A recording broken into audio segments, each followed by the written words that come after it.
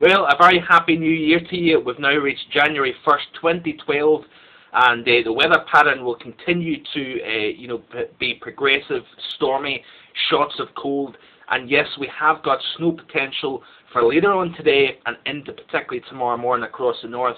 You've clicked on to VOGAN'S Views on Europe, a new video title that I've come up with, helped by my Facebook readers, and I appreciate your suggestions. It's been much appreciated. Just trying to improve the blog. You'll have noticed as well that there's a different look to it. So brand new year, fresh look of the blog, trying to keep up to date with things, and I hope you like it. So anyway, back to the weather. We've got a very active week ahead yet again, and it looks as if we've got another system, a potential problem, a problematic system coming up on Tuesday. But ahead of that, we've got several issues to deal with regarding the weather. We've got a very heavy band of rain pushing from parts of Wales across the Midlands and up into the Humberside, Yorkshire, down into Lincolnshire as well. Very heavy rain, so if you're travelling about today, maybe visiting Grandma for dinner tonight, it could be a pretty messy day to be out and about, so just please be careful out there. Also, across the north, we've got a much cooler, fresher feel to the air. That breeze is going to feel much more nippy as well, as the air is now getting transported and getting pushed in. Basically, the system up towards Iceland is going to impact us. That's actually where we're seeing colder air ahead of that system getting pushed across the northern half, particularly of the British Isles. Temperatures going across the south, similar to yesterday, 10 or 12, even 13 Celsius. Remarkably mild for the month of January for sure. But over the next 24 hours, we're going to see a big difference. Temperatures are going to start to drop off. The snow over the hills of Scotland today will become more, lower down as the day goes on. That temperature is going to start to drop off. The snow levels are going to continue to drop down towards sea level by potentially tomorrow morning. So if you're across the central belt, perhaps going back to work tomorrow morning, you might need to be careful, folks, because we could be seeing some moderate to even at times heavy snow across the central belt. So don't be surprised if you're waking up tomorrow morning to cover in the snow. It will feel cold as well. Temperatures probably no better than about 4 degrees across much of Scotland tomorrow. In the Northern Ireland as well, we could be seeing that biting wind as well, and even down in the parts of the Republic of Ireland. Don't be surprised if you see some wintry showers. And those wintry showers, folks, is not going to be confined necessarily to Scotland. It might even be pushed down towards, mid to South Wales, even parts of the West Midlands.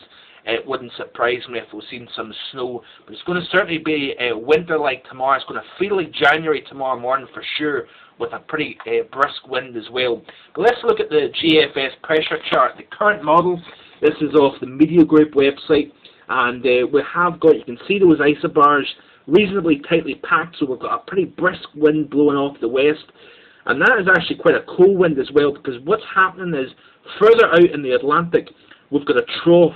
You can see that here off the European model. That trough is pushing cold air from Greenland, very, very cold air. We've got a deep vortex of cold over Greenland at the moment, and with that trough deepening to the west of the British Isles, what that's doing is that normally you would see a mild wind blowing out of the west, off the Atlantic. That's typically a mild wind, but what we're seeing is that cold is getting pushed down into the trough, and basically the winds are blowing this colder air, ocean modified of course. It isn't Arctic, but it is going to feel quite cold with that wind blowing across the British Isles, despite the fact that it's out of the west.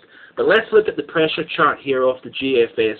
As we skip through the sequence, you can continue to see the isobars remaining west or southwest, but over the course of the next 24 hours, you'll notice the isobars start to become a little more tightened up, and you'll notice here this area of low pressure starting to show up in the map here. As it progresses to 42 hours, you'll notice here that the area of low pressure actually takes a drop down to the southeast.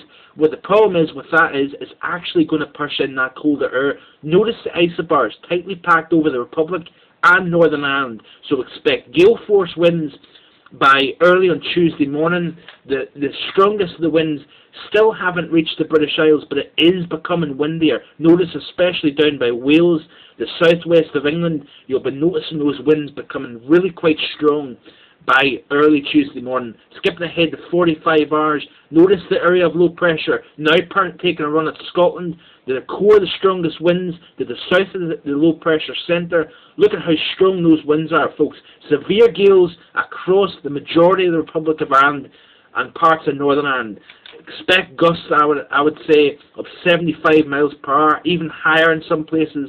And you notice here, folks, the winds blowing strongly to the southwest across Scotland, and tightly packed isobars from Cumbria, Dumfries and Galloway, Cumbria, down through Wales, the Midlands. You're talking very, very strong gale force winds during the day on Tuesday. That is of concern. You can see here the area of low pressure is deepened now to 962 in millibars. The strongest winds always to the south of the centre. It's going to be very stormy across the North Channel, Irish Sea, and down the majority of England and Wales on Tuesday. So a very, very big concern here for the day on Tuesday.